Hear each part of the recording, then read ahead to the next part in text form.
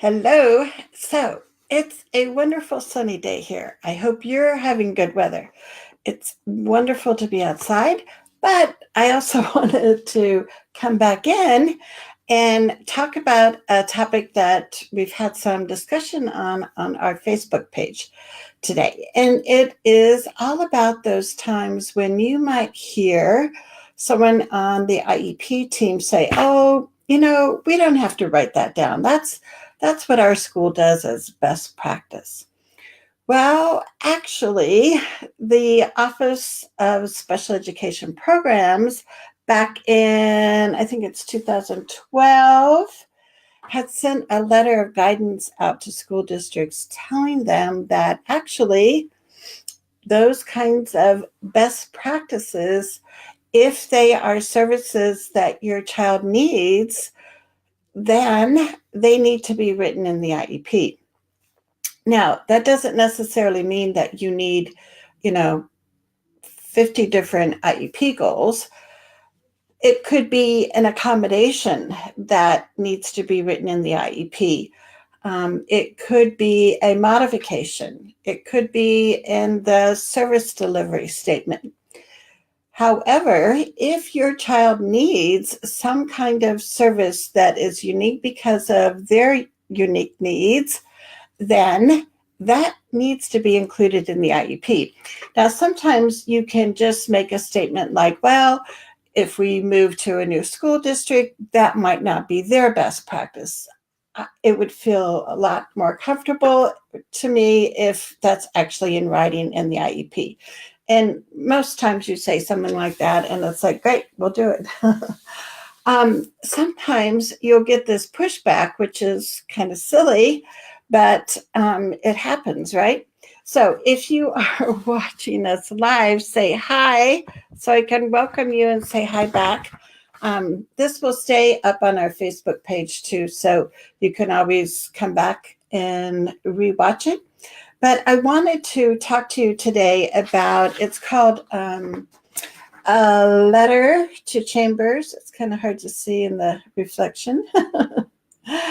But this was written from an advocate in Massachusetts to the Office of Special Education Programs back in May of 2000, is it 12? Yeah, 2012. And she had run into some schools in Massachusetts that were saying, well, counseling services are best practices. We don't have to put that in the IEP. Or alternative teaching methods are best practices. We don't need to put that in the IEP. And so, as an advocate, she decided to write a letter, which anybody can, any parent, any citizen, you can write a letter to the Office of Special Education Programs in Washington, D.C., and ask for clarification. So she did that. She got clarification back, and I'll probably need to put my glasses on to read it. So, and I'll share the link to this too, so you can actually have the letter.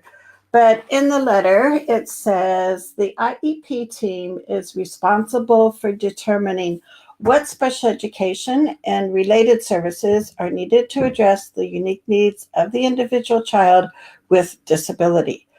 The fact, now here's the part you want to listen to, the fact that some of those services may also be considered best teaching practices or part of the district's regular education program does not preclude those services from meeting the definition of special education or related services and being included in the child's IEP. So, as an advocate, I go to a lot of IEP meetings every week with families. And like I said, I think if you can try and resolve it just by saying we need it to be clarified in case the family moves, that's fine. If you get pushback, you can take a letter like Letter to Chambers from OSEP and share that with the staff. If you know this is something that's going to be coming up and you have time, you could email it to the staff before the meeting so they have time to read through it. But if not, have copies. I don't know.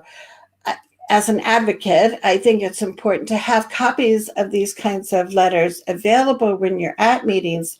So if it does come up and you can't get them to understand that it needs to be written in the IEP, you can pull out your letter to Chambers and have a discussion about that. So let me know. Erica's here. Hey, Erica. The other thing that you always want to remember, if you request for something to be written in the IEP and added to the IEP, and the school members of the team refuse that, then you also need to get a prior written notice. But anyway, I'll share the link right now if you want to get your own copy of the letter. So I have a bit.ly link here. So you can go to bit.ly/OSEP Chambers, and you will get a message from my IEP bot and get a copy of the letter. And I'll also post the link above. So I'm happy to be here. I haven't been live in a little bit. So it's nice to see you. And know that when other questions come up, post them in our Visions and Voices Together Facebook group. And who knows, we might just pop on with a video answer to your question.